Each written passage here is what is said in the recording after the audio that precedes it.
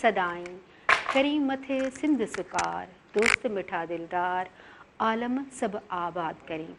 अस्सलाम वालेकुम नाज़रीन, मां तव्हांजी पंहिंजी सैयद सदब बुखारी तव्हांजे पंहिंजे प्रोग्राम सुबह में राण में तव्हां सां गॾु।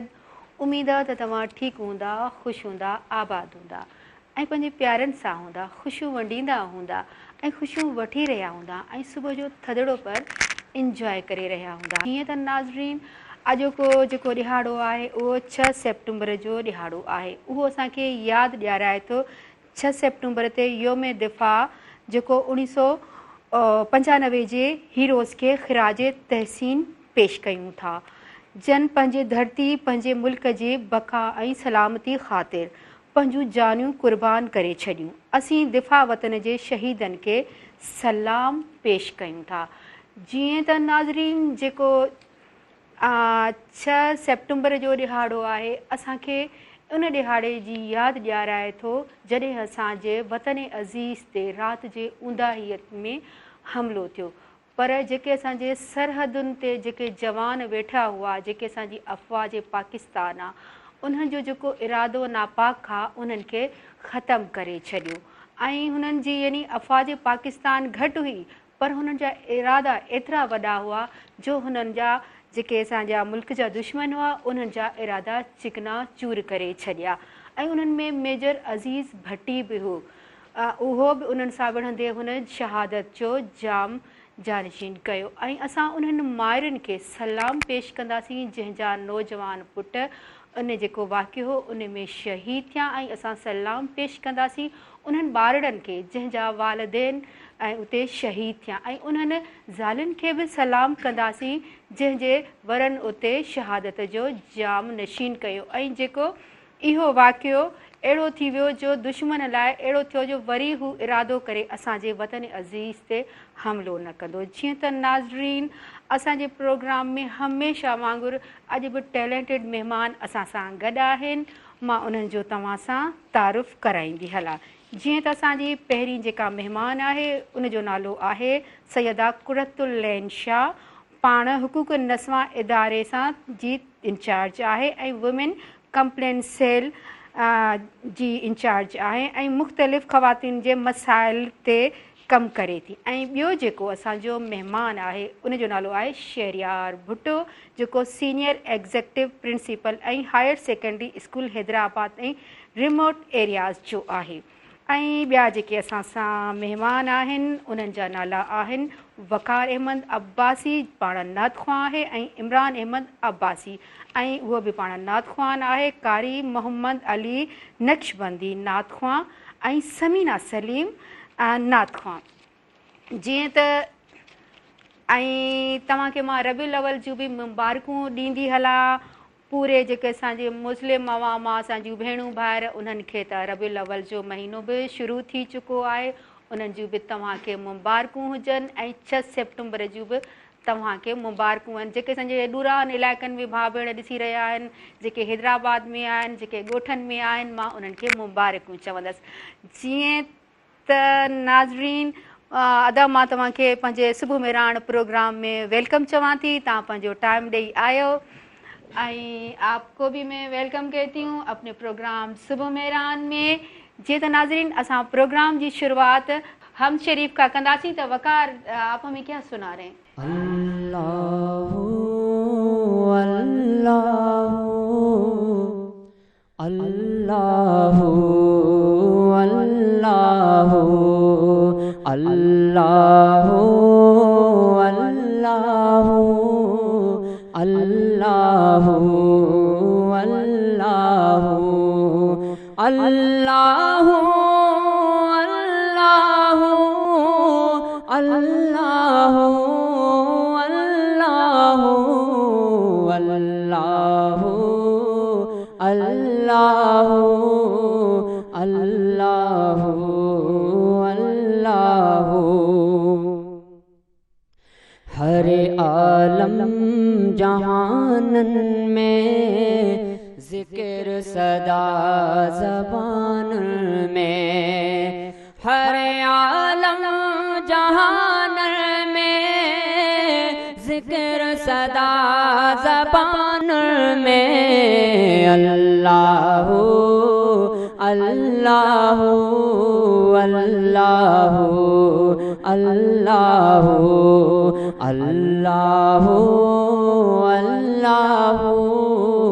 اللہ اللہ پکھنے جے بولن میں پانی جے چھولن میں پکھنے جے بولن میں پانی جے چھولن میں اللہ اللہ اللہ اللہ اللہ اللہ اللہ اللہ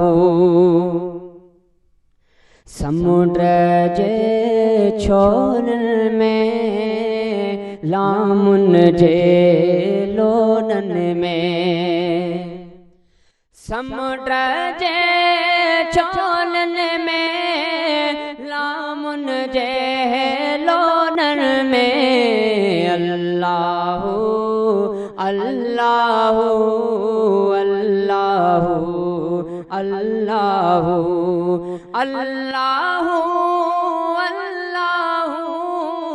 اللہ اللہ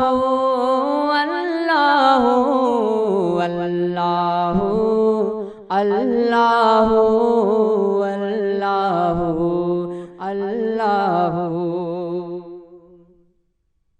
نیازن مازن ورت میں قرآن جی تلاوت میں نیازن مازن ورت میں قرآن جی تلاوت میں نیازن مازن ورت میں قرآن جی تلاوت میں اللہ اللہ اللہ اللہ اللہ اللہ اللہ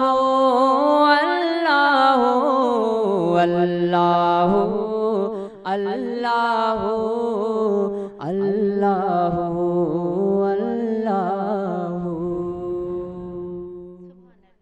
सुभान अल्लाह इलाही बहितरीन इलाही तमाम सुठो ॿुधायो। जीअं त नाज़रीन अॼु जुमे जो बाबरकत ॾींहुं आहे ऐं जुमे जे ॾींहं खे जेके ॾींहं आहिनि उन्हनि जो सरदार चयो वञे थो ऐं उन बाबरकत ॾींहं जे हवाले सां बि मां पंहिंजी भेणनि भाइरनि खे चवंदसि त भई निमाज़ क़ाइमु कयो, मुशरिक न थियो ऐं पंहिंजे घरनि खे साफ़ु रखो। मुंहिंजियूं भेणूं पंहिंजे घरनि खे साफ़ु रखंदियूं आहिनि, स्पेशली जुमे जे ॾिहाड़े घणो करे। सो मां उन्हनि खे चवंदी हलंदसि त जुमे जो ॾिहाड़ो आहे, इबादतूं कयो, घरनि खे साफ़ु रखो ऐं पंहिंजे ॿारनि खे बि इहो ई सबक़ु ॾियो त हू निमाज़ पढ़नि ऐं निमाज़ क़ाइमु कनि।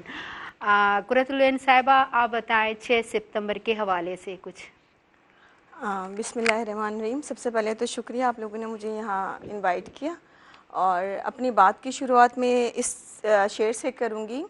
शहीदों की सरज़मीन जिसे कहते हैं, शहीदों की सरज़मीन जिसे कहते हैं उसे पाकिस्तान कहते हैं। ये बंजर भी हो जाए तो बुज़दिल पैदा नहीं करती। तो मैं आज क्योंकि यौम दिफा का दिन है, मैं अपनी पाक फ़ज़ाइया बहरी बर्री इन सबको खराज तहसीन पेश करती हूँ कि जिनकी अनथक मेहनत, काविशों और उनकी जामे शहादतों की वजह से आज हमारा पाकिस्तान प्रोटेक्ट है। हम सब लोग आज़ादाना अपनी ज़िंदगियाँ गुजार रहे हैं और आने वाले वक्तों में भी जिस तरीके से 6 सितंबर को इस मुल्क का दिफा किया गया, इसी तरीके से हर आने वाले दिन में आप में हम सब मिलकर इस मुल्क को कायम व दायम रखेंगे और इसको मज़ीद तरक्की की तरफ गामज़न करेंगे इंशाअल्लाह इंशाअल्लाह। शहरयार भुट्टो साहब, तव्हां छा चवंदो इन हवाले सां 6 सितंबर जी? थैंक यू सो मच, तव्हांजी महिरबानी त तव्हां असांखे हिन प्रोग्राम में इनवाइट कयो।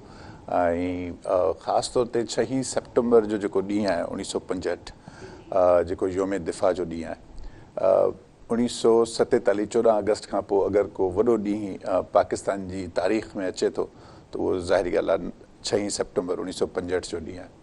इन ॾींहं ते जीअं अदी 6 सेप्टेम्बर ते त हाणे ॾिसो जीअं अदी वज़ाहत कई त असांजी जेके फोर्सिस हुयूं, असांजी जेका आर्मी हुई, पोइ उहा फ़ज़ाइया हुजे, ॿरी हुजे, बहरी हुजे, उन्हनि पंहिंजो रोल, पर हिकिड़ी ॻाल्हि ऐड कंदो हलां त इन में सिविलियंस बि वॾो रोल प्ले कयो, अवाम बि वॾो रोल प्ले कयो, ॿारड़नि, बचड़नि, ॿुढड़नि, सभिनी, इवन जीअं तव्हां शुरू में वज़ाहत कंदा हलियो त लेडीज़ जेको पंहिंजो रोल प्ले कयो।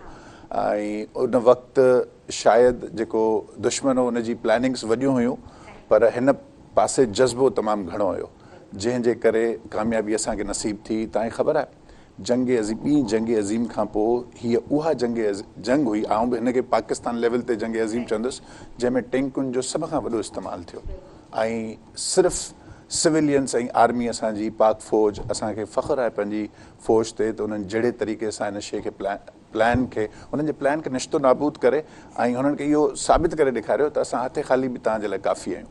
त ऐं हिकु उस्ताद जी हैसियत सां बि कुझु शयूं शायदि मुंहिंजो जवाबु वॾो थी वञे, पर मां ज़रूरु ऐड कंदो हलंदुसि त इन में इन जेका 1965 जी जंग आहे न, इन में सिर्फ़ु उहा जंग न, उन सां गॾोगॾु काफ़ी सारा हीरोज़ बि असां वटि आहिनि, जिन जूं स्टोरीज़ असां नंढे हूंदे खां ॿुधंदा था अचूं, ऐं मूंखे लॻे थो त उहे तमामु मोटिवेटिंग स्टोरीज़ आहिनि। अॼु बि असां पंहिंजे ॿारनि खे, बचड़नि खे, जेके बि असांजी आवाम आहे उनखे इहे ज़रूरु स्टोरीज़ ॿुधाइजनि। उहे स्टोरीज़ आहिनि जिन Guinness book of world record में पंहिंजा रिकॉर्ड्स क़ाइमु कया, जंहिंमें सभ खां वॾो नालो MM आलम साहब जो आहे, जंहिं सिर्फ़ु 30 सेकंडनि में 5 जहाज़ दुश्मन जा किराए विधा। फिज़िकली अगरि इंसानु सोचे त पॉसिबल कीअं थो थी सघे त 30 सेकंडनि में, माना हिकिड़ो जहाज़ 6 सेकंडनि में उन्हनि किराए छॾियो। त मां हिन में इहो वेट कंदो हलां त इन में अलाह जी मदद बि असां सां गॾु हुई, छो जो असां हिकु मुस्लिम मुल्क आहियूं ऐं जहिड़े तरीक़े सां असांजो जज़्बो, असांजी सचाई उन वक़्तु असांखे साथ ॾिनो। सो इहो वॾो ॾींहुं आहे, हिन में असां पंहिंजे ॿारनि खे, बचड़नि खे, हर इंसान खे पंहिंजे मुल्क सां मोहबत ऐं पंहिंजी फ़ौज सां मोहबत जो सबक़ु ॾियूं ऐं इहे स्टोरीज़ ॿुधायूं त मूंखे लॻे थो त वॾो फ़र्क़ु पवंदो। ट्रेन बि ॿुधी रहिया हूंदा, ॾिसी रहिया हूंदा जेके तव्हां स्टोरीज़ ॿुधायो पिया, कहिड़ी ख़बर कंहिंखे इन जी ॻाल्हि जी ख़बर न हुजे त हुननि जे नॉलेज में इहो इज़ाफ़ो थी वियो। इवन मूंखे बि इन जी न हुई ख़बर, जेको अॼु मूंखे ख़बर पई। जीअं त नाज़रीन असां सां जुड़िया रहिजो, असां था वञूं नंढड़ी साही ते।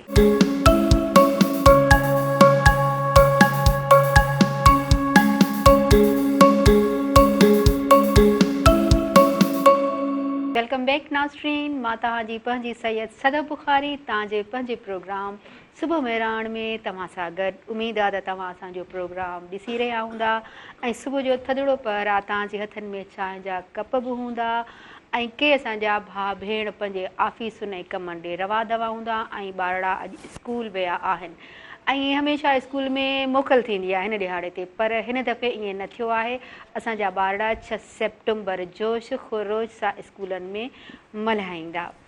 जीअं त नाज़रीन तव्हां असांजो प्रोग्राम ॾिसी रहिया आहियो ऐं ॻाल्हि ॿोल 6 सेप्टेम्बर जे हवाले सां ॿुधी रहिया आहियो ऐं नातूं बि ॿुधी रहिया आहियो।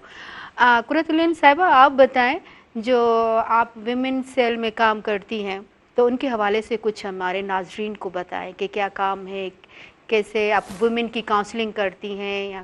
ओके, बेसिकली मेरा जो ताल्लुक़ है वो हुकूक़ नस्वां इदारे से है और मैं डिस्ट्रिक्ट हैदराबाद के अंदर इंचार्ज वुमेन कंप्लेंट सेल हूँ। हमारे पास मुख्तलिफ़ किस्म की जो है शिकायत आती हैं ख़वातीन की, जिसके अंदर घरेलू तशद्दुद की आती है, कम उम्री की शादी की आती है, खुला की आती हैं, तलाक़ की आती हैं।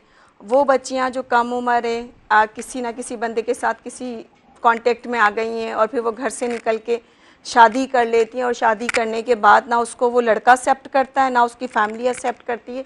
तो उस सिचुएशन में भी वो ख़वातीन हमसे रब्ता करती हैं, तो फिर उनको हम अपने जो हमारे वुमेन डेवलपमेंट डिपार्टमेंट के मुख्तलिफ यूनिट्स बने हुए हैं सिंध के अंदर, जैसे वुमेन कंप्लेंट सेल है, सेफ हाउस है, डिप्टी डायरेक्टरेट है, दारुल अमान है, असिस्टेंट डायरेक्टरेट ऑफिस है। इन 5 यूनिट का जो काम है वो ख़वातीन को सिक्योरिटी, शेल्टर और लीगल असिस्टेंस, काउंसलिंग, ये चीज़ें प्रोवाइड करना है। अब वो ख़वातीन जो घरों से निकल कर आ जाती है, जिन्हें ना वो लड़का रख रहा होता है ना वो पेरेंट्स रख रहे होते हैं, तो उनको भी हमारे जो यूनिट्स हैं, दारुल अमान है या सेफ हाउस है, उसमें हम शेल्टर देते हैं। वो ख़वातीन जिनके पास पैसे नहीं होते कि शौहर ने بچوں کی کسٹڈی چھین لی ہے اور ان کو نہ وہ رکھ رہے ہیں نہ ہی وہ ان کو طلاق دے رہے ہیں، تو ان ریزنز پہ بھی، ان وجوہات پر بھی خواتین ہمارے پاس شکایت لے کر آتی ہیں. ان کو میرا جو ادارہ ہے ہم سب مل کے قانونی مدد مفت دیتے ہیں، اس میں کوئی چارجز نہیں ہے. اچھا، جو پہلے میں نے بات کی جب ہم شیلٹر دیتے ہیں، اس شیلٹر کی بھی کوئی فیس نہیں ہوتی ہے. وہاں پہ آپ کو سیکیورٹی فری ہوتی ہے، پروٹیکشن فری ہوتا ہے، آپ کو فوڈ سیکیورٹی بالکل اپ ٹو دا مارک ملتی ہے. اس کے ساتھ ساتھ ہم میک شیور کرتے ہیں وہ خواتین جو گھروں سے نکل کے ہمارے پاس شکایت لے کر آئی ہیں، ہم ان کو سنیں، سمجھیں اور ان کو ججمنٹل ہو کے نہ دیکھیں. دیکھیں، کسی خاتون کے ساتھ کوئی زیادتی ہو جاتی ہے نا، تو وہ خاتون ان چیزوں کو ایڈریس کرتے ہوئے بھی ڈرتی ہے، کیونکہ اس کو ایسا لگتا ہے کہ میرے ساتھ جو زیادتی ہوئی ہے نا، اس میں ہی کہیں نہ کہیں بلیم گیم کر رہی ہوتی ہے کہ میں ہی ذمہ دار ہوں. کیونکہ ہماری سوسائٹی جس بچی کے ساتھ، جس خاتون کے ساتھ زیادتی ہوتی ہے، اس کی تو پکچر وائرل کر دیتا ہے، لیکن جو بندہ کرتا ہے اس کا نہ نام دیتے ہیں نہ فوٹوز دیتے ہیں. تو وہ خواتین وہاں پہ آ کے اتنی انسیکیور ہوتی ہیں کہ میرے ساتھ تو ایک زیادتی بھی ہوئی، اوپر سے اب میرے نام کے ساتھ میری پگڑی بھی جڑی ہوئی ہے، میرے پورے خاندان کا بھی نام جڑا ہوا ہے. مرد حضرات کے ساتھ کوئی پرابلم ہوتا ہے وہ ایزیلی پولیس اسٹیشن چلے جاتے ہیں، اپنی کمپلینٹ فائل کرتے ہیں، ٹھیک ہے، کوئی جھگڑا ہو جاتا ہے اس کو ایزیلی دیکھ لیتے ہیں. لیکن اگر وہی خاتون کسی کمپلینٹ سے چل جائے کسی دارالامان، تو پھر اس کو ایک میڈم بہت خوبصورت بات، ہم کنٹینیو رکھتے ہیں آپ کی بات. وقار، عمران احمد، قاری محمد علی، اساں کے نعت تاں بدھایو تھا. اعوذ باللہ من الشیطان الرجیم، بسم اللہ الرحمن الرحیم. تمام لوگ ایک بار درود پاک پڑھیں. اللہم صلی علی سیدنا مولانا محمد معدن الجود والکرم وآلہ وبارک وسلم. جشن آمد رسول اللہ اللہ، بی بی آمنہ کے پھول اللہ اللہ. جشن آمد رسول اللہ اللہ، بی بی آمنہ کے پھول اللہ اللہ. جب کہ سرکار تشریف لانے لگے، حور و غلماں بھی خوشیاں منانے لگے، اور ہر طرف نور کی روشنی چھا گئی. مصطفیٰ کیا ملے، زندگی مل گئی. اے حلیمہ تیری گود میں آ گئے.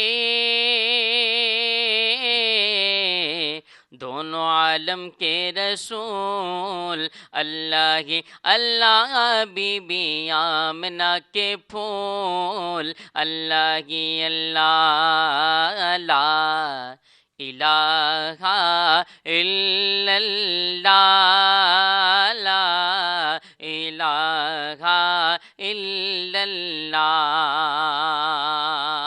شادیاں نے خوشی کے بجائے گئے، شاد کے نغمے سب کو سنائے گئے. ہر طرف شور صلی اللہ ہو گیا، آج پیدا حبیب خدا ہو گیا. پھر تو جبریل نے بھی اعلان کیا،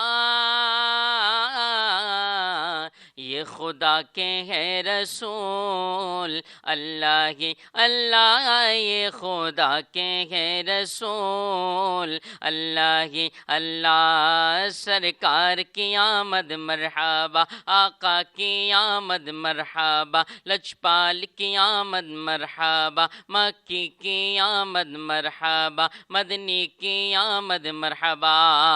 ان کا سایہ زمین پر نہ پایا گیا، نور سے نور دیکھو جدا نہ ہوا. اور ہم کو عابد نبی پہ بڑا ناز ہے، کیا بھلا میرے آقا کا انداز ہے. جس نے رخ پہ ملی وہ شفا پا گیا،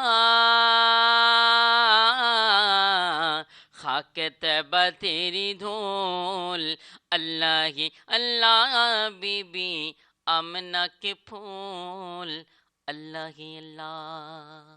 سبحان اللہ، سبحان اللہ، ॾाढो सुठो. जीअं त नाज़रीन असां सां जुड़िया रहिजो. असां था वञूं नंढड़ी साही ते.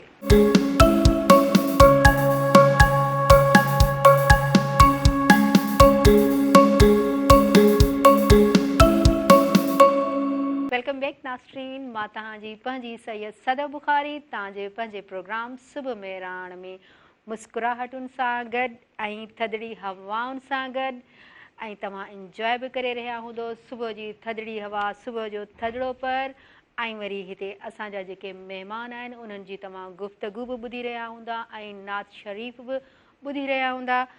जीअं त शहरियार भुट्टो साहब, तव्हां ॿुधायो त हीअ जेका मौजूदा तालीम जी सूरत हाल आहे उन ते थोरी नज़र विझो।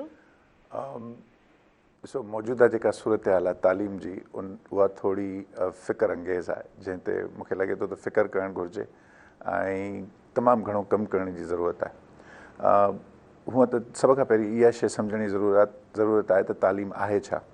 छो जो असां वटि तालीम खे खणी करे जेके टारगेट्स सेट कया विया आहिनि या तालीम जंहिं पर्पज़ जे लाइ अचीव थी कई वञे उहा पोइ असांजी पॉलिसी मेकर्स जे तरफ़ां हुजे, पेरेंट्स जे तरफ़ां हुजे, उस्ताद जे तरफ़ां हुजे, ॿार जे तरफ़ां हुजे, उन्हनि जा प्लान्स, उन्हनि जा टारगेट्स कुझु डिफरेंट आहिनि तालीम खे हासिलु करण जे लाइ। ॾिसो, तालीम एक्चुअली शख़्सियत साज़ी जे करे कई वेंदी आहे। तालीम हासिलु करण जो मक़सदु आहे त दुनिया में तब्दीली अचे ऐं हिकिड़ी पॉज़िटिविटी जे तरफ़ असां वञूं, मस्बत चेंजिस अचनि। ॾिसो, चेंज जेको आहे न, तब्दीली उहो कॉन्स्टेंट आहे, तब्दीली ईंदी। तव्हां कुझु न बि कयो तब्दीली ईंदी, इन करे बहितर इहा आहे त कुझु करे उनखे पॉज़िटिव तब्दीली आणियो। त तालीम असां वटि जॾहिं मक़सदु ई इहो आहे त असांखे पर्सनल ग्रोथ करणी आहे, पाण इम्प्रूव करिणो आहे, मटेरियलिस्टिक अप्रोच रखी करे तालीम हासिलु करणी आहे, त पोइ त उनजा जेके प्लानर्स आहिनि, जेके पॉलिसी मेकर्स आहिनि, उन्हनि जो बि मूंखे केॾी केॾी महिल लॻंदो आहे त रुझान इन तरफ़ वञे पियो, जेको हासिलु करे पियो उनजो मक़सदु बि इहो ई आहे। असल में तालीम जो मक़सदु, जीअं मूं तव्हां ॿुधायो, शख़्सियत साज़ी आहे, त पोइ उनजो जेको प्लान आहे या उनजी जेका इम्प्लीमेंटेशन आहे उहा बि उन लेवल ते थियणु घुरिजे, जंहिंमें सभ खां पहिरीं ॾिसो जेका शइ ज़रूरी आहे न उहो इहो आहे त शयुनि जो इल्मु हुजणु।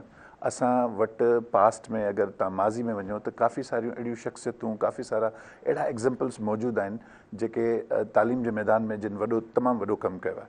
त मूंखे लॻे थो त तालीम जो जेको हिन वक़्तु असां वटि सेटअप आहे या तालीम जो जेको ओवरऑल पॉलिसी आहे उनखे इम्प्रूव थियण जी तमामु सख़्तु ज़रूरत आहे, जंहिंमें असां पंहिंजी जेको करिकुलम आहे, ॾिसो तालीम जी जॾहिं ॻाल्हि कबी त निसाब जी सभ खां पहिरीं ॻाल्हि ईंदी।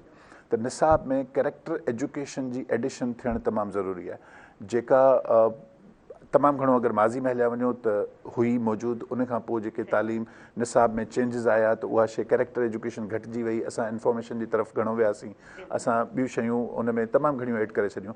पर नीड ऑफ टाइम जेका हिन वक़्तु आहे उहा इहा आहे त असां, छो जो ॾिसो हिन वक़्तु फ़ुक़दान अक्सर माण्हू तालीम जे मैदान में चवंदा आहिनि बाबा दौर IT जो आहे त IT हुजणु घुरिजे। यस, हुजणु घुरिजे, बिल्कुलु हुजणु घुरिजे, पर उन सां गॾोगॾु कैरेक्टर एजुकेशन जो बि वॾो रोल आहे। ॾिसो, तालीम हासिलु करणु, पर कीअं हासिलु कजे, उनजी पोइ दुनिया में इम्प्लीमेंटेशन छा आहे उहा ॾिसो न। ॿारु असांजो अॼुकल्ह IT में माहिर थींदो थो वञे, ठीकु आहे, पर उन सां गॾोगॾु साइबर क्राइम वधंदो थो वञे। छाजे करे वधंदो थो वञे? असां स्किल त ॾेई छॾी, पर उन सां गॾोगॾु कैरेक्टर एजुकेशन ॾिनी कोन, त उहो ॿारु उन इल्म जो, उन तालीम जो जेको इस्तेमालु आहे उहो माण्हुनि खे हार्म करण जे लाइ, नुक़सानु पुॼाइण जे लाइ पियो थिए। त इन सां गॾोगॾु पोइ कंप्यूटर साइंस हुजे, तव्हांजा साइंसिस हुजनि, तव्हांजा हिस्ट्री सब्जेक्ट्स हुजनि, पर कैरेक्टर एजुकेशन जो एलिमेंट अगरि पॉलिसी मेकर्स खां मां गुज़ारिश कंदुसि, मां गवर्नमेंट लेवल ते इहे सजेशन्स ज़रूरु रखंदुसि त उहे कैरेक्टर एजुकेशन जो एलिमेंट बाय एनी मीन्स रखनि। त उन सां छा थींदो त ॿारनि खे ख़बर पवंदी त जेको असां सिखूं था, सम्झूं था, जेका तालीम असांखे ॾिनी वञे थी उनजो मुआशिरे ते असरु छा पवंदो। मुआशिरे जो सुठो हुजणु तमामु ज़रूरी आहे, अदरवाइज़ ज़िंदगियूं तमामु मुश्किल थी वेंदियूं गुज़ारणु। बिल्कुलु, मां तव्हांजी ॻाल्हि सां मुतफ़िक़ आहियां। ऐं ॿियो शहरियार भुट्टो साहब ॿुधायो त हीअ तालीम सां गॾु तरबियत केतिरी ज़रूरी आहे? एतिरी ज़रूरी आहे जेतिरी तालीम ज़रूरी आहे। छो जो ॾिसो, मां जेको लफ़्ज़ पहिरीं इस्तेमालु कयो कैरेक्टर एजुकेशन जो, उन में तरबियत ई आहे। इंसान जो सभ खां पहिरीं अगरि चइजे तालीम घर या दर्सगाह जेका आहे उहो घरु आहे। ऐं हिकिड़ी सर्टन नॉलेज तालीम, अॼुकल्ह त दौरु अॼु अहिड़ो आहे जंहिंमें तव्हां वटि उस्ताद फिज़िकली मौजूदु न बि हुजे त ॿारु अॼुकल्ह जेके AI आर्टिफिशियल इंटेलिजेंस आई आहे उन सां गॾु घर में वेही करे बि बुक पढ़ी सघे थो, कंप्यूटर यूज़ करे काफ़ी सारी शयूं करे सघे थो। पर असां जेके एडल्ट्स पंहिंजी लाइफ जो बहितरीनु नमूनो पेश करे, एग्ज़ाम्पल खणूं था प्यारे नबी सल्लल्लाहु अलैहि वसल्लम जो, त उन्हनि पंहिंजी ज़िंदगी में तालीम सां गॾोगॾु तरबियत कीअं कई, सुन्नत। ॾिसो, हर शइ एक्ट करे साहबा खे ॾेखारी उन वक़्तु जेके माण्हू मौजूदु आहे उन्हनि खे, ऐं उन खां पोइ अॼु ताईं 1400 साल गुज़री चुका आहिनि ऐं असांजे लाइ उहो बहितरीनु नमूनो आहे ज़िंदगी जो जेको हिकिड़ो तरबियत जो हिसो आहे। त मूंखे लॻे थो असां ॾिसो बीइंग टीचर मां तव्हांखे ॿुधायां त उस्ताद जॾहिं क्लास में असां अंदरि मोकिलींदा आहियूं ॿारनि खे पढ़ाइण जे लाइ त उनजो पहिरीं इंश्योर कंदा आहियूं। ॾिसो असां वटि डिग्री त एंट्री जे लाइ तालीम हुनखे आहे, हिकिड़ो टीचर आहे जेको मास्टर्स आहे केमिस्ट्री में, फिज़िक्स में, कंहिं सब्जेक्ट में, हुन जी एंट्री थिए थी, पर ॿारनि वटि पुॼण जे लाइ उनजी तरबियत तमामु ज़रूरी आहे।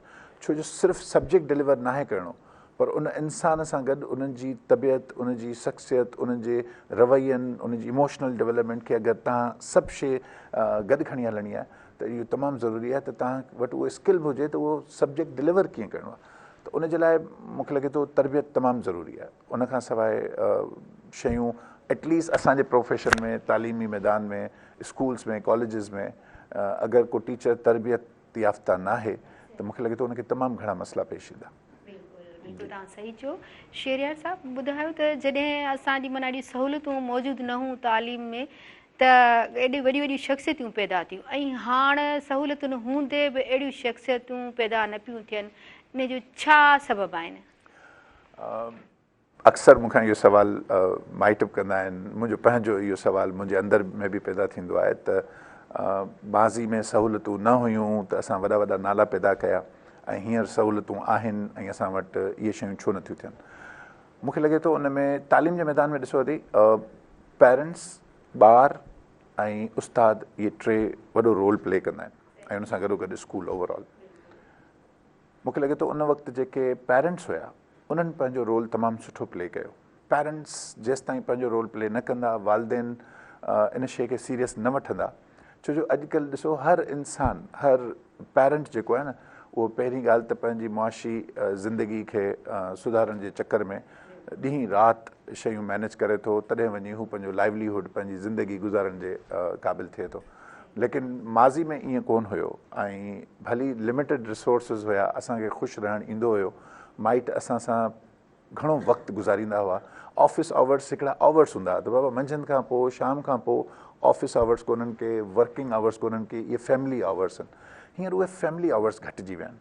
मूंखे लॻे थो त फैमिलीज़ यूनाइटेड कोन्हनि के, ॿारनि जो पेरेंट्स सां, एडल्ट सां सुठो रिलेशनशिप कोन्हे, जंहिंजे करे उहा जेका तालीम जेका स्कूलनि में थींदी हुई, उन खां पोइ घरनि में थींदी हुई, उहा घरनि वारी तालीम ख़तमु थी चुकी आहे। हाणे मूंखे ॿुधायो न, स्कूल में लिमिटेड आवर्स आहिनि, 5-6 कलाक आहिनि, उन खां पोइ जेको टाइम आहे उहो ॿार पंहिंजी मर्ज़ी सां हिकिड़ी ॾिसो हर शइ जा नुक़सानात ऐं फ़ाइदा बि हूंदा आहिनि।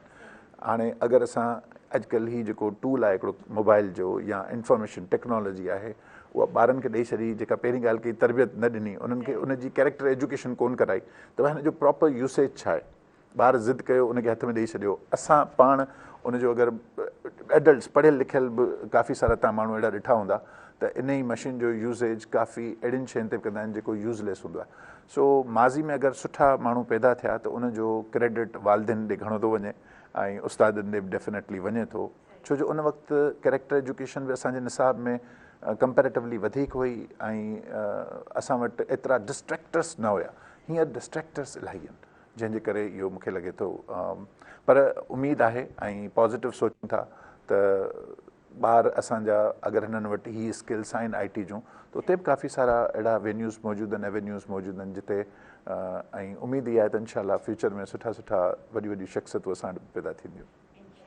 शेरियार भुट्टो साहब ॿुधायो, जॾहिं ॿारनि वटि शुरू वारे ज़माने में पटी हूंदी आहिनि, हिकिड़ी स्लेट हूंदी आहिनि, तॾहिं बि एतिरा ज़हीन ॿार हुआ, ऐं हाणे हेतिरियूं कापियूं ऐं एॾो किताबनि जा बार खयूं पिया वठनि, तॾहिं बि अहिड़ा ॿार न आहिनि तालीम में।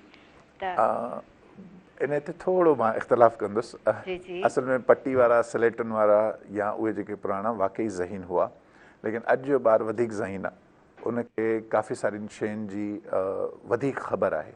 सिर्फ़ु असांखे असांजो इख़्तिलाफ़ु उन वक़्तु थिए थो त असांजो इंट्रैक्शन घटि थो थिए ऐं असांजो एतिरो लिमिटेड थिए थो जो असांखे ख़बर नथी पए त एग्ज़ैक्टली थिए छा पियो। ऐं हिन वक़्तु ॾिसो ॿार वटि जेका शइ असां अगरि पंहिंजी मां दिलि ते हथु रखां त ॾिसो यूनिवर्सिटीज़ में अची जेके शयूं ख़बर पियूं, हिन वक़्तु असांजे ECD माना अर्ली चाइल्डहुड जेको इब्तिदाई बचपन जा ॿार आहिनि, उन्हनि खे उहे शयूं ख़बर आहिनि अॼु बि मोबाइल यूज़ कंदे अगरि मां किथे स्टक थींदो आहियां त मुंहिंजी पंहिंजी नियाणी आहे जेका 4-5 साल जी आहे, उहा मूंखे उहा शइ हल करे ॾींदी आहे। त मां ॾिसंदो आहियां त उन्हनि जी इंटेलिजेंस लेवल आहे, पर जेका शइ मिसिंग आहे न, उहा सिर्फ़ु इहा आहे त इंटरेक्शन, हिकिड़ा सुठा तालुकात वॾड़नि जे ऐं ॿारनि जे विच में उहो किथे न किथे मिस आहिनि, जंहिंजे करे असांखे ईअं फील थिए थो।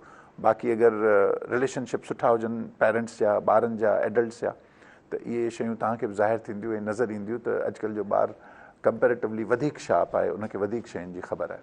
सही बिल्कुलु तव्हां सही चयो। असांजा नाज़रीन बि ॿुधी रहिया हूंदा, ॾिसी रहिया हूंदा तव्हां जूं ॻाल्हियूं, त हुननि खे ॿारनि खे कीअं तरबियत करणु खपे ऐं कीअं हू एक्टिव थियनि, होशियार थियनि। कुरतुलैन साहिबा, आप बताएं, आप कैसे देख रही हैं आजकल की विमेन को, क्या स्किल्स हैं या क्या पावरफुल है, कितनी सहूलतें उनको देनी चाहिए? देखिए, मुझे ऐसा लगता है कि आप अपने रवैयों में मस्बत रवैये लेकर आएँ, आप बहुत कुछ हासिल कर सकते हैं।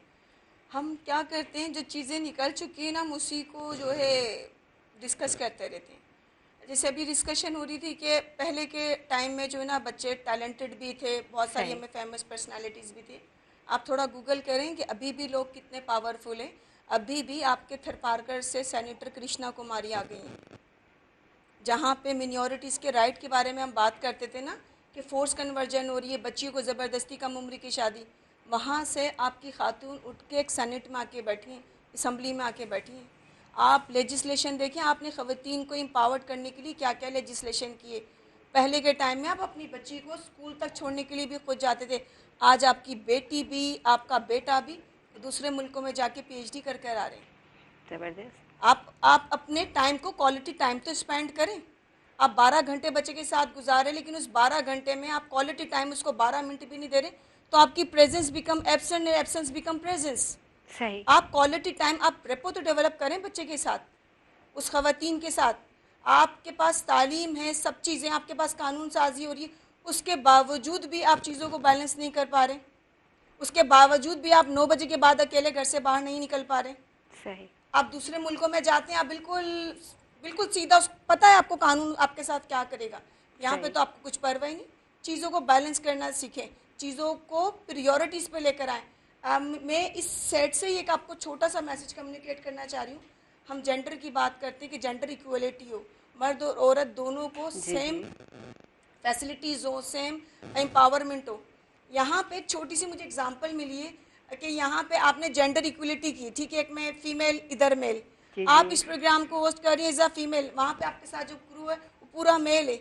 वहाँ पे आपने एक जो है रिलीजियस पैनल को बिठाया, उसमें भी एक फीमेल बच्ची है। तो आप हर जगह पे तो मर्द और औरत साथ काम कर रहे हैं, तो आप उन चीज़ों को लेकर आए सामने। ख़वातीन के लिए आसानियाँ तकसीम करें, मुश्किलात तकसीम ना करें। हमारे यहाँ का ये उसूल बन गया है कि मर्द औरत को या तो निगाह में रखेगा या निकाह में रखेगा। जिसको निकाह में रखता है उसको निगाह में नहीं रखेगा, जिसको निकाह में रखेगा उसको निकाह में नहीं रखेगा। सही। हमारा दीन जो ना 4 शादियों पे आके ख़त्म हो गया है। वो 4 शादियाँ उनको 16 साल, 18 साल, 20 साल की करनी।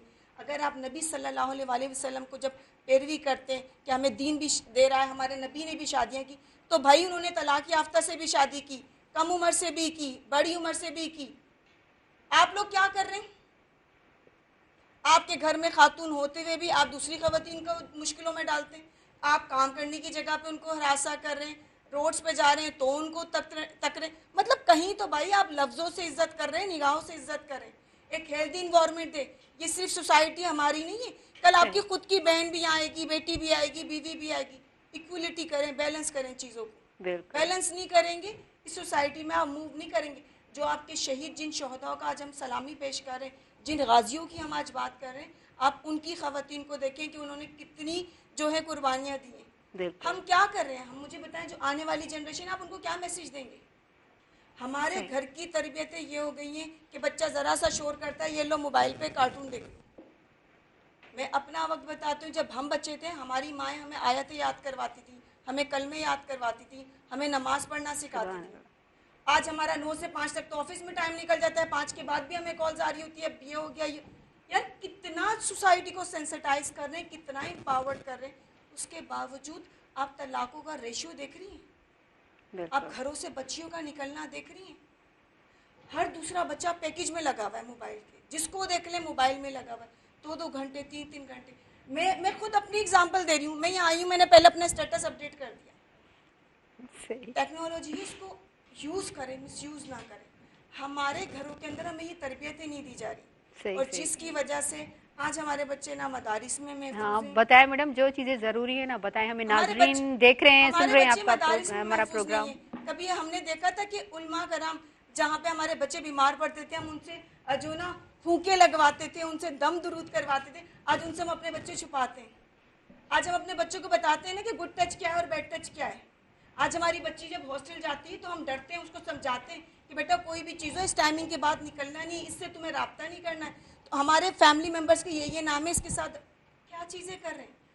वो टीचर्स जो हमारा किरदार बनाते थे, जो हमें अच्छी पोस्ट पे लेकर आते थे, अच्छी तालीम देते थे, आज वो ही टीचर कहीं ना कहीं हमें हरासमेंट में लेकर आके, और हमें बजाय इसके कि हम ऊंचाई पर जाएं, वो उसी ऊंचाइयों से हमारी बच्चियां पंखों से लटकी हुई मिल रही है।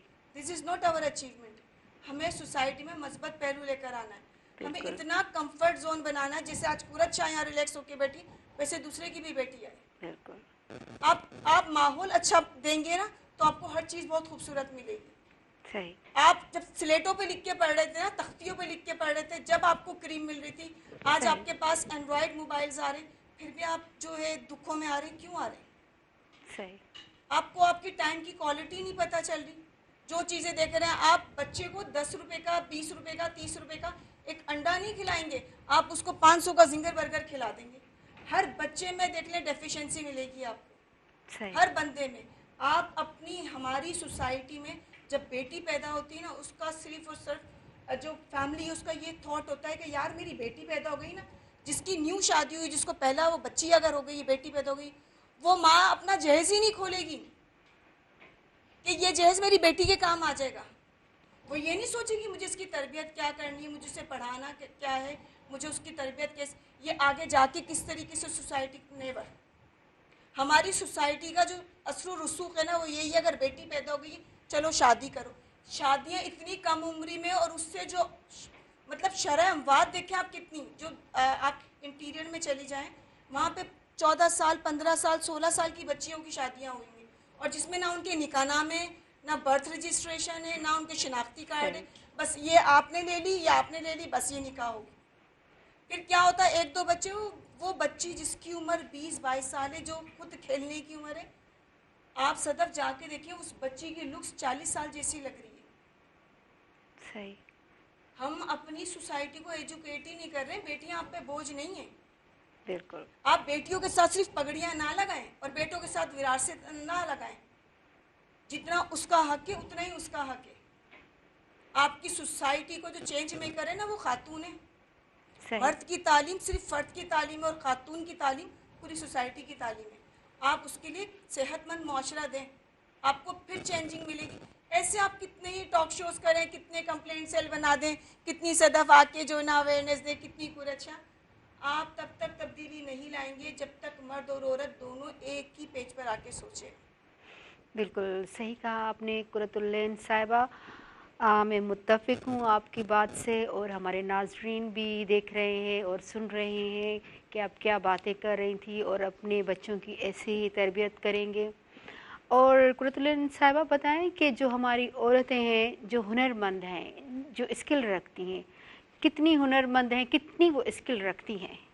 देखिए, मैं क्योंकि मैं एक इदारे को रिप्रेजेंट कर रही हूँ, जी जी, तो हमारे पास जो बच्चियाँ घरों से निकल कर आती हैं, या वो ख़वातीन जो तलाक के हुसूल के लिए आती हैं और उनके पास शेल्टर नहीं होता, तो वो कुछ स्किल्स हमारी जो डोमेन्स हैं, जैसे दारुल अमान, सेफ हाउस, कंप्लेंट सेल, हम जो सरकारी स्टीविटा के डिफरेंट प्रोग्राम्स होते हैं उसके अंदर उनको इंगेज करते हैं कि अंदर थोड़ी बहुत स्किल्स आए।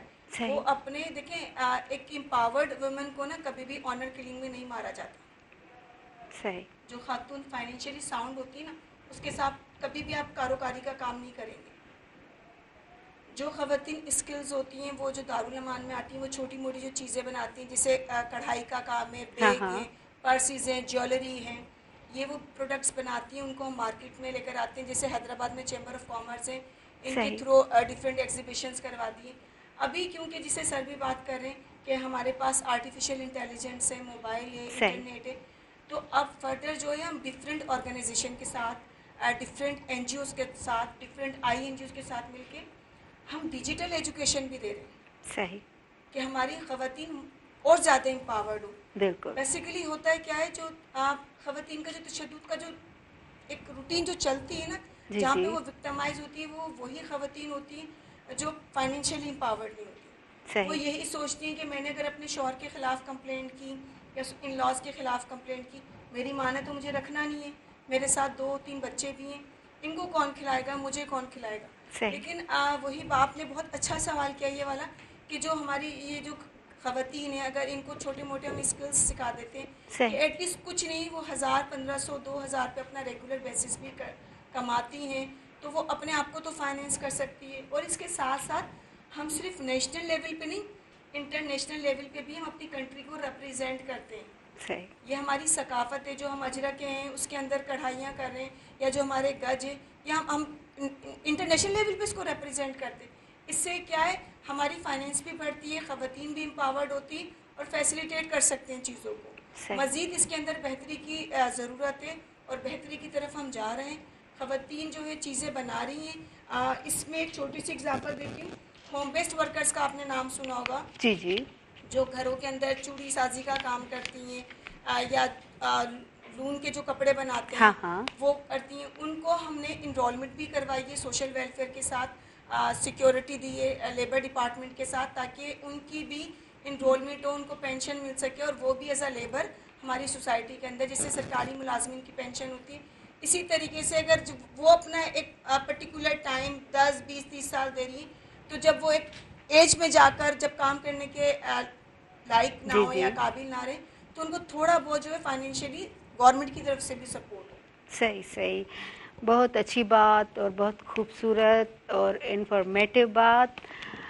जीअं त नाज़रीन असां सां जुड़िया रहिजो, असां सां वञूं न्यूज़ ब्रेक ते।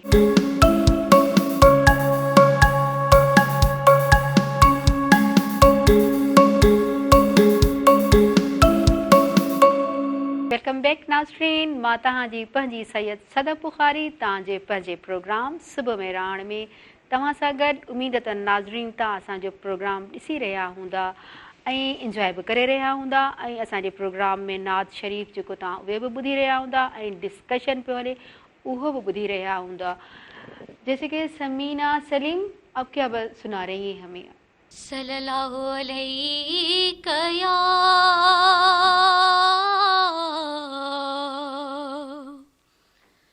या रसूल अल्लाह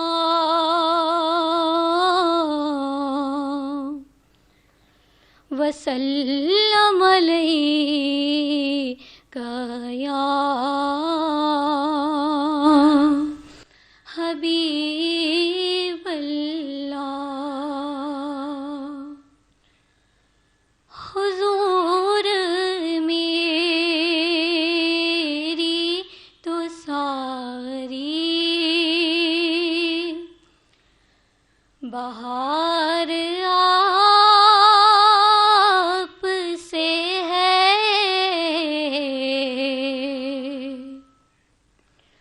हुजूर मेरी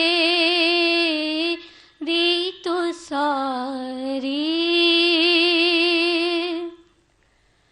बहार आप से है। मैं बेकरार था, मेरा करार आप से है। मैं बेकरार था, मेरा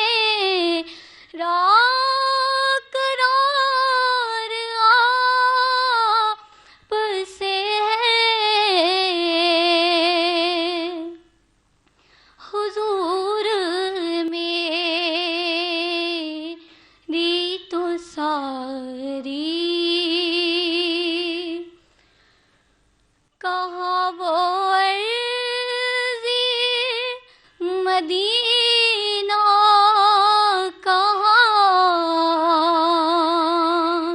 मेरी हस्ती, कहाँ वो अर्ज़े मदीना कहाँ मेरी हस्ती, ये हाज़री का शरफ बार बार आप से है, मैं बेकरार था मेरा करार आप से है, हुजूर मेरी तो सारी बाहर आप से है।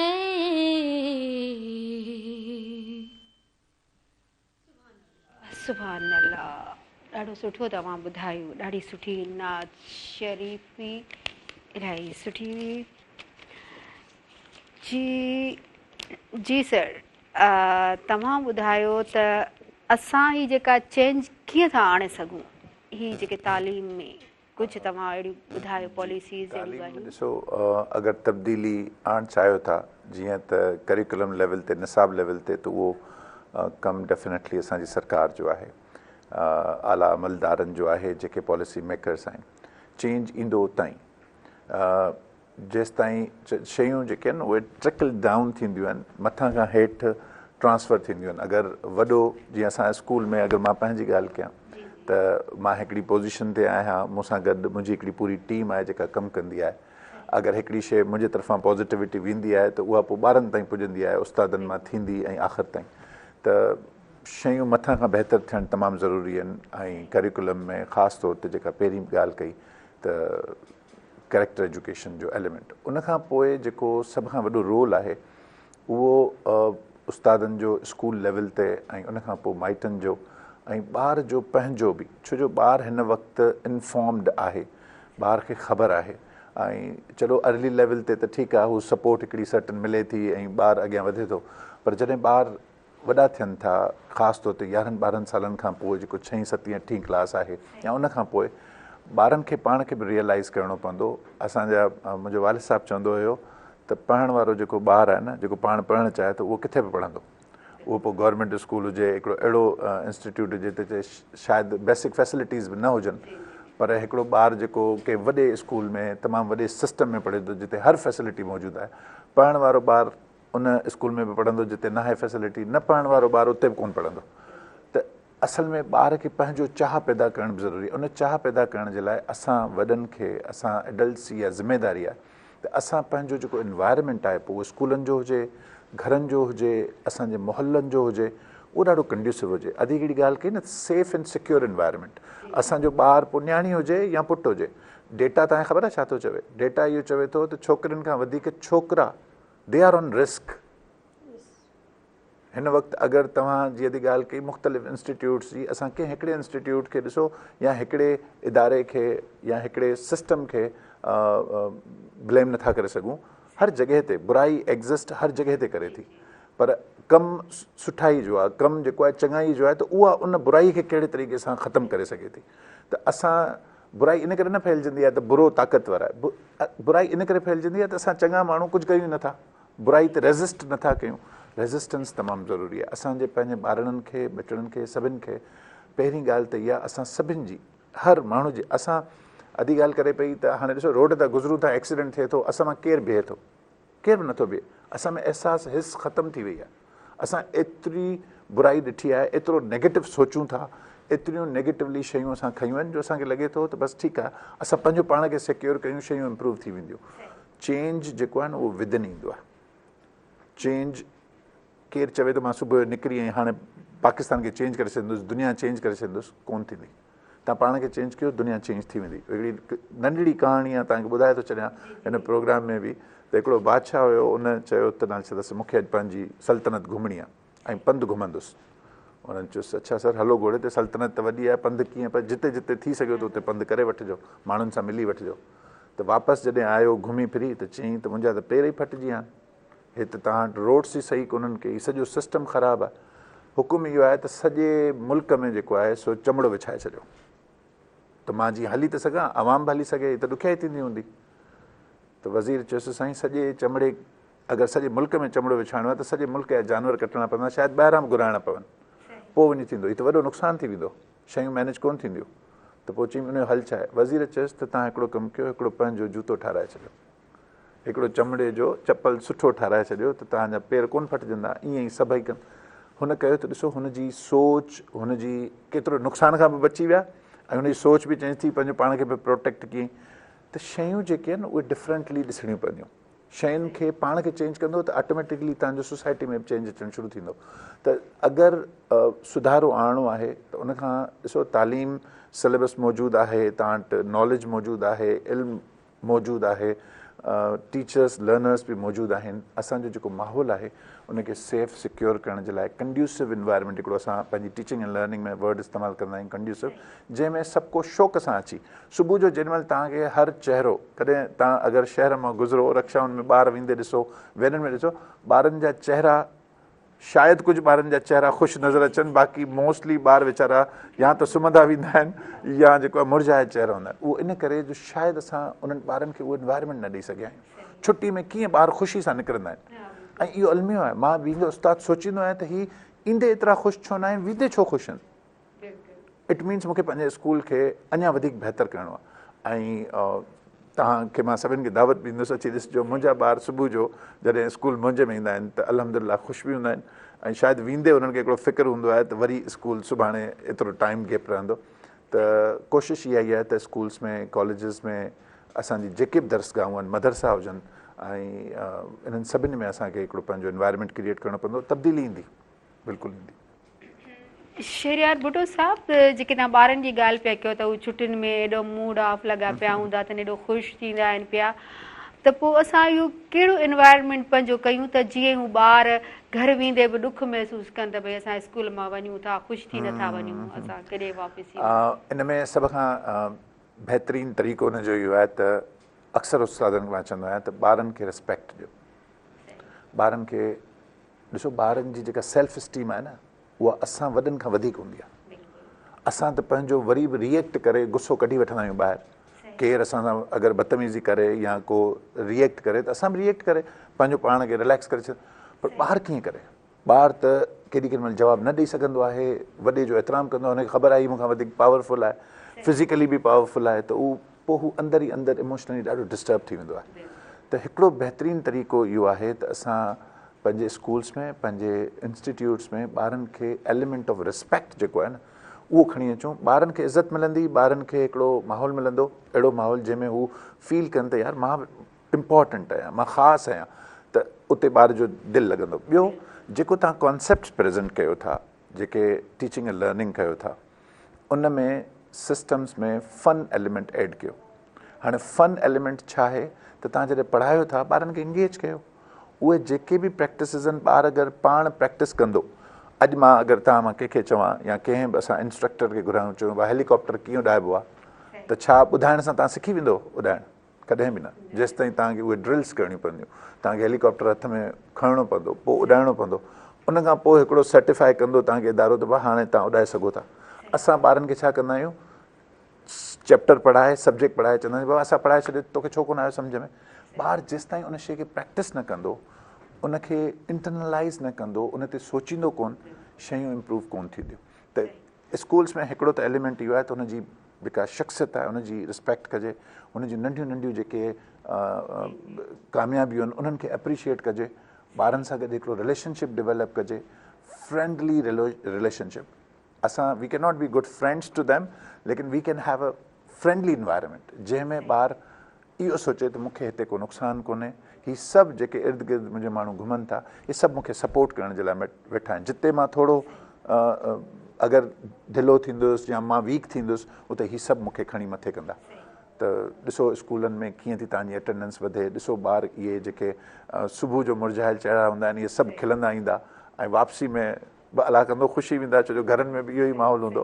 अलाह न करे इहे असांजा बचिड़ा जेके नंढड़ा आहिनि, ॿार आहिनि, इहे मुरझायल हुजनि, हमेशह खिलंदा रहनि। इन्हनि खे अॼु तव्हां इज़त ॾींदो, इन्हनि खे सिक्योर कंदो, इहे तव्हांजी सोसाइटी खे सिक्योर कंदा।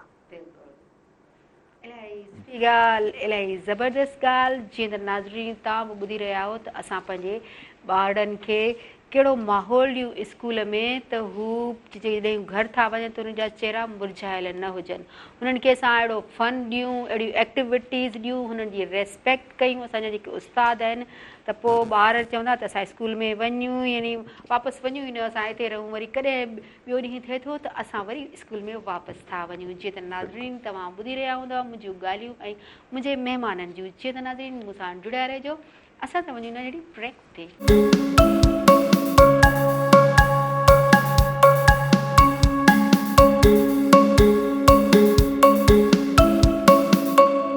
वेलकम बैक नाज़रीन, मां तव्हांजी पंहिंजी सैयद सदब बुखारी, तव्हांजे पंहिंजे प्रोग्राम सुबुह में रहण में तव्हां सां गॾु। जीअं त नाज़रीन तव्हां ख़ुशि हूंदो, आबाद हूंदो, पंहिंजे प्यारनि सां हूंदो ऐं ख़ुशियूं बंडे रहिया हूंदो ऐं मुस्कुराहटूं बि ॾेई रहिया हूंदो ऐं ज़िंदगी आहे इन शइ जो नालो। इमरान, आप हमें अब क्या बता रहे हैं, कौन सी नात सुना रहे हैं? सल्लल्लाहु अलैहि या रसूल अल्लाह वसल्लम अलैका या हबीब अल्लाह। मिठड़ो नबी करीम मेहरबान मिली वियो, मिठड़ो नबी करीम मेहरबान मिली वियो, सभिनी नबियुनि सदो ही सुल्तान मिली वियो, सुल्तान मिली वियो। मिठड़ो नबी करीम मेहरबान मिली वियो, सभिनी नबियुनि सदो ही सुल्तान मिली वियो, सुल्तान मिली वियो। कल कान हुई खुदा जी वहदानियत संदी, कल कान हुई खुदा जी वहदानियत संदी, सुहिणो नबी मिली वियो, सुबहान मिली वियो, सभिनी नबियुनि संदो ही सुल्तान मिली वियो, सुल्तान मिली वियो। तोरे तो इंजील ज़बूर आया बियन ले, तोरे तो इंजील ज़बूर आया बियन ले, मिलियो रसूल अकरम क़ुरान मिली वियो, सभिनी नबियुनि संदो ही सुल्तान मिली वियो, सुल्तान मिली वियो। मिठड़ो नबी करीम मेहरबान मिली वियो, सभिनी नबियुनि संदो ही सुल्तान मिली वियो, सुल्तान मिली वियो। आसमान ऐं धरती सिज चंड सितारा, आसमान ऐं धरती सिज चंड सितारा, सदके में जही जे सुणो ही जहान मिली वियो, सभिनी नबियुनि संदो ही सुल्तान मिली वियो, सुल्तान मिली वियो। मिठड़ो नबी करीम मेहरबान मिली वियो, सभिनी नबियुनि संदो ही सुल्तान मिली वियो, सुल्तान मिली वियो। हिकु ई मिलियो हबीब सभई सूर लही विया, हिकु ई मिलियो हबीब सभई सूर लही विया, दर दर सदो गालिब दरमान मिली वियो, सभिनी नबियुनि संदो ही सुल्तान मिली वियो, सुल्तान मिली वियो। मिठड़ो नबी करीम मेहरबान मिली वियो, सभिनी नबियुनि संदो ही सुल्तान मिली वियो, सुल्तान मिली वियो। सुभान अल्लाह इलाही खूब इलाही ज़बरदस्त नात ॿुधाई तव्हां इमरान। जैसे कि कुरतुलैन साहिबा, अब आप बताएं कि आपके जो इदारा है इसमें जो विमेन आती हैं क्या होता है, थोड़ा इसके अबाउट बताएं हमें। बेसिकली ये डिस्ट्रिक्ट लेवल पर है, विमेन कंप्लेंट्स है। जी जी। हमारे पास मुख्तलिफ़ किस्म की जो है शिकायत लेकर आती हैं ख़वातीन, जिसके अंदर हमारे पास डोमेस्टिक वायलेंस होता है, हैरेसमेंट है, अर्ली एज मैरिजेस है, फोर्स कन्वर्जन है, कस्टडी ऑफ माइनर है, डिवोर्स, खुला, डिसोल्यूशन ऑफ मैरिज, शेल्टर है, सिक्योरिटी है, प्रोटेक्शन है। ये तमाम चीज़ें जो भी हम सर्विसेज देते हैं, these all are free of cost. हमारे पास ना लीगल के कोई चार्जेस होते हैं, ना काउंसलिंग की कोई चार्जेस हैं, ना ही शेल्टर की। Very good.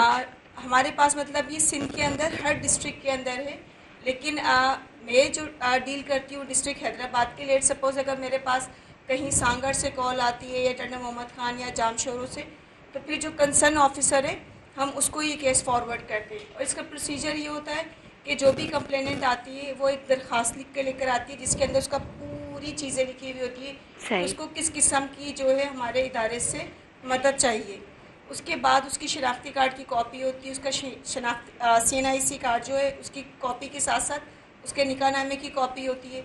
अब कुछ ख़वातीन ऐसी होती हैं कि वो अपने जो केसेस है वो कॉन्फिडेंशियल रखना चाहती हैं। आज जैसे मैंने पहले बात की है कि पगड़ियाँ बेटियों के हिस्से में आती है और विरासतें बेटों के हिस्से में। सही।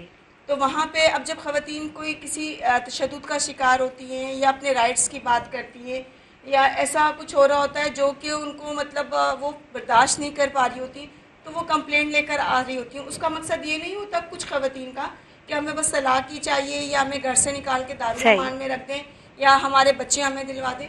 कुछ ख़वातीन का कहना ये होता है कि हम लोगों की जहनी हमांगी नहीं हो रही है। ठीक है, कुछ ख़वातीन ऐसी होती हैं जो स्ट्रेस में होती हैं, डिप्रेशन में होती हैं और वो कंटिन्यू उन चीज़ों को फेस करते करते एक ट्रॉमा कंडीशन में चली जाती हैं, जहाँ पर उनके अंदर फैसला साजी की सलाहियत ख़त्म हो जाती है। तो वहाँ पे जो हम लोगों का जो इदारा उसका किरदार शुरू होता है। हम उन ख़वातीन को बुलाते हैं, बिठाते हैं, उनकी प्राइवेसी, उनकी कॉन्फिडेंशियलिटी को मेंटेन रखते हैं, उनके डिफरेंट काउंसलिंग सेशंस लेते हैं हम, जहाँ पे वो ख़वातीन जो किसी के साथ कुछ शेयर नहीं कर सकती वो हमें बताती हैं, हमसे शेयर करती हैं और उन चीज़ों को हम सीगा राज में रखते हैं, हर किसी के साथ शेयर नहीं करते। इवन दो सदफ मैं मतलब बड़ा प्राउड फील करती हूँ चीज़ों को मेंशन करते हुए कि हमारे यहाँ पे उन ख़वातीन की जो पिक्चर्स होती है ना, जो कंप्लेनेंट होती है, हम उनकी फ़ोटोज़ भी ज़िंदगी में कभी भी उनकी फ़ाइल पे पेस्ट नहीं करते कि कभी किसी और हम लोगों का ट्रांसफ़र हो, कोई उधर जो मेल स्टाफ है उनकी नज़र ना पड़े, और मेक श्योर करते हैं कि उनकी प्राइवेसी कहीं ना जाए। हमारे पास एक डेटा डैशबोर्ड बना हुआ है सिंध लेवल पर, जहाँ पे हम उन केसेस की एंट्री करते हैं। वहाँ पे भी हम उस कंप्लेनेंट, उस सर्वाइवर का नाम और आइडेंटिटी शो नहीं करते, एक डिजिट इनरोल्ड करते हैं, जिसको उस डिजिट को जब हम उसके अंदर इंटर करेंगे तो उससे उसकी पूरी डेटा आ जाती है। उसके साथ साथ हमारा जो सर्विसेज है उसमें जो ख़वातीन कोर्ट नहीं जाना चाहती या सेफ हाउस नहीं जाना चाहती, दारुल अमान जाना नहीं चाहती, हम दोनों पार्टीज़ को बिठा के रिकन्सिलेशन करते हैं। सही। मैं अगेन उसी बात पर आती हूँ कि जेंडर इक्वलिटी बड़ी ज़रूरी है। बिल्कुल। आप सिर्फ ख़वातीन को अवेयरनेस दे रहे हैं कि आपके लिए हमने ये शिकायती मराकज़ बना दिए, आपको हम कानूनी मदद फराहम कर रहे हैं, हम आपको शेल्टर दे रहे हैं, हम आपकी काउंसलिंग कर रहे हैं। इसके साथ साथ हमारी सोसाइटी में मौजूद जो मर्द हजरात हैं उनको भी एजुकेट करने की ज़रूरत है। बिल्कुल। क्योंकि देखिए ये दोनों सोसाइटी के जो सेगमेंट है ना, दोनों मिलकर सोसाइटी को रन कर रहे हैं। हमारे कहीं ना कहीं क्या लैक्स होते हैं, हम ख़वातीन के लिए इतनी सारी लेजिस्लेशन की, इतने सारे लॉज बना दिए, अब उन पे इम्प्लीमेंट नहीं हो रहा। मर्द को तो मालूम ही नहीं कि मैंने उसको जो गलत लफ्ज़ बोला है वो भी एक हरासमेंट के ज़मरे में आ रहा है। किसी को घूर के देख रहा हूँ वो भी हरासमेंट है और उस पर कानून साजी हुई थी, कानून पास हुआ है। हम मर्द को मालूम ही नहीं है, वो तो बोलेगा ये मेरा राइट है भाई। सही। और फिर हमारी सोसाइटी इतनी सेंसिटाइज है, वो ये कहती तुमने ड्रेसिंग ऐसी की है, तुमने बात ऐसी की होगी, तुमने बोला ऐसा होगा, तुमने ज़रूर उसको रिस्पॉन्ड किया होगा। हमारी सोसाइटी बड़ी जजमेंटल है। अगर सोसाइटी के अंदर जब हम ख़वातीन के शिकायती मराकज़ बना रहे तो हमें हमारे मर्द हजरात को भी साथ लेके चलना है, उनको भी एजुकेट करना है। आपके जो ये जो प्रोग्राम्स करते हैं आप, जैसे सुबह मेहरान है, इसके अलावा डिफरेंट भी मेहरान जो है ख़वातीन के राइट्स के हवाले से बात करते हैं, प्रोग्राम्स करते हैं, तो उसमें आप लोग भी एक वाइटल रोल परफॉर्म कर रहे हैं सोसाइटी में। सही। हम तो सरकारी मुलाजिम हैं, हम अपना किरदार अदा कर रहे हैं, لیکن کہیں نہ کہیں آپ میڈیا پرسن زیادہ رول ادا کرتے ہیں. آپ لوگوں کو اپنے ان پروگرام کے ذریعے میسج کمیونیکیٹ کرتے ہیں کہ یہ ادارے بنے ہوئے ہیں, ان کے ملازمین ہیں, آپ کو اس طریقے کی پرابلمس ہوتی ہیں, اگر آپ کے پاس پیسے نہیں آپ یہاں سے رجوع کر سکتے ہیں. تو مجھے ایسا لگتا ہے یہ بھی ایک عبادت کے ہی زمرے میں آتی ہے, یہ بھی ایک نیکی ہے کہ آپ کسی کو کسی کے حقوق کے حوالے سے آگاہی دے رہے ہیں. یہی پلیٹ فارم نہیں, ایف ایم کے ڈفرینٹ پروگرامس ہوتے ہیں, ڈفرینٹ ریلیز ہیں, کانفرنسز ہیں, ورک شاپس ہیں, ٹریننگس ہیں, ڈفرینٹ ڈپارٹمنٹس ہیں جن کے ساتھ ہم ڈفرینٹ پروگرامس کر رہے ہوتے ہیں, جہاں پہ ہم لوگوں کو شعور اور آگاہی دے رہے ہوتے ہیں. تعلیم لوگوں کے پاس ہے, علم لوگوں کے پاس ہے, لیکن ان کے پاس شعور نہیں ہے. وہ شعور کس چیز کا نہیں ہے کہ ہمیں لوگوں کے ساتھ کس طریقے سے ریئیکٹ کرنا ہے, کس طریقے سے بیہیو کرنا ہے. جیسے سر نے کہا کہ بچے چھٹی کے ٹائم جاتے ہوئے خوش ہوتے ہیں, آتے وقت خوش نہیں ہوتے. اب کہیں نہ کہیں ہمارے اساتذہ کرام بھی میں بھی مجھے ایسا لگتا ہے میں آج جو کچھ بھی ہوں, all the credit goes to my teacher.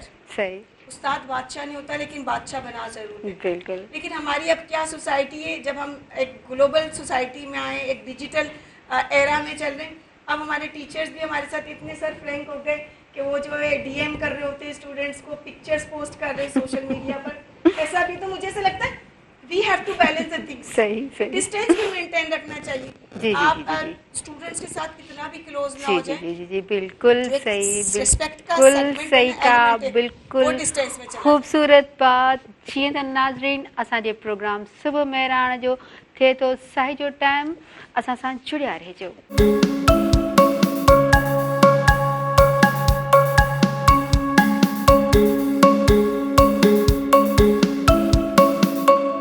Welcome back नाज़रीन, मां तव्हांजी पंहिंजी सैयद सदब बुखारी तव्हांजे पंहिंजे प्रोग्राम सुबह महिराण में तव्हां सां गॾु. जीअं त नाज़रीन अॼु जुमे जो भलारो ॾींहुं बि आहे ऐं तव्हां मशगूल हूंदो इबादतुनि में, पंहिंजे घर खे बि असांजूं भेणूं साफ़ु सुथिरो रखंदियूं हूंदियूं.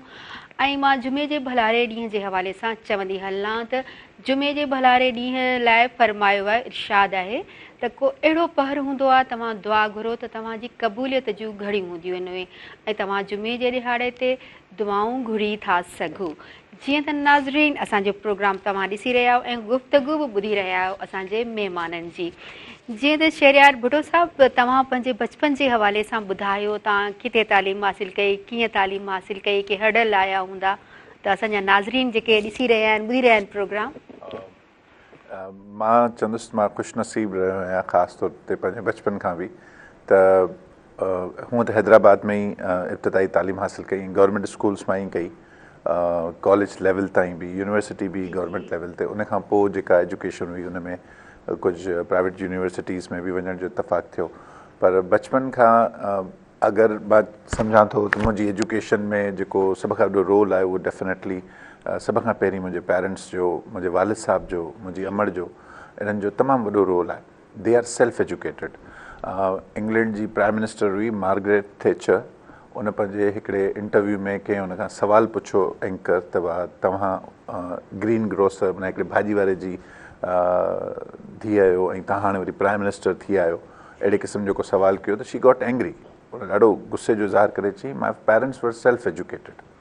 मुंहिंजा पेरेंट्स सेल्फ एजुकेटेड हुया, उन्हनि खे तालीम जी अहमियत ख़बर हुई त तालीम मूंखे किथे खणी वञी सघे थी. ॾिसो फ़र्क़ु इहो आहे न त मां तव्हांजी प्राइम मिनिस्टर आहियां, त तालीम वॾो चेंज आणे सघे थी, जेका अल्हम्दुलिल्लाह इहो ग्रेसफुल ॻाल्हि आहे त मुंहिंजे माइटनि खे, मुंहिंजे पेरेंट्स खे इन शइ जो ख़बर हुई त तालीम ई हिकिड़ी शइ आहे जेका असांखे हिकिड़ो इम्प्रूवमेंट जी तरफ़, सुधारे जी तरफ़ वठी वञी सघे थी. मां घर में सभिनि में वॾो हुउसि ऐं मूं ते अलाह जो करम ऐं उन खां पोइ पेरेंट्स जी जेका नज़र आहे उहा तमामु क्लोज़ रही, वॉच रहियो हिकिड़ो हर सिंगल एक्टिविटी. जीअं अदी बि ॻाल्हि कई न त बाबा पेरेंट्स जो बि कमु आहे न त ॿार खे एजुकेट कनि त बाबा कंहिंजी कीअं इज़त करणी आहे. असांखे माशाल्लाह हिकिड़ी भेण हुई त शुरू में ई इहा एजुकेशन ॾिनी वई त बाबा हीअ भेण तव्हांजी, तव्हां सभिनी 4 भाइरनि, वी आर 4 ब्रदर्स, 4 भाइरनि जो इहो रोल आहे त इन भेण खे जेको आहे सो तव्हांखे इज़त करणी आहे, इनखे प्रोटेक्ट करिणो आहे, इनखे सपोर्ट करिणो आहे, इन जा जेके लाइफ गोल्स आहिनि उन में. ऐं तालीम जी जीअं ॻाल्हि शुरू थी त सभ खां पहिरीं डेफिनेटली गवर्नमेंट स्कूल्स में, उन खां पोइ पेरेंट्स वॾी सपोर्ट कई।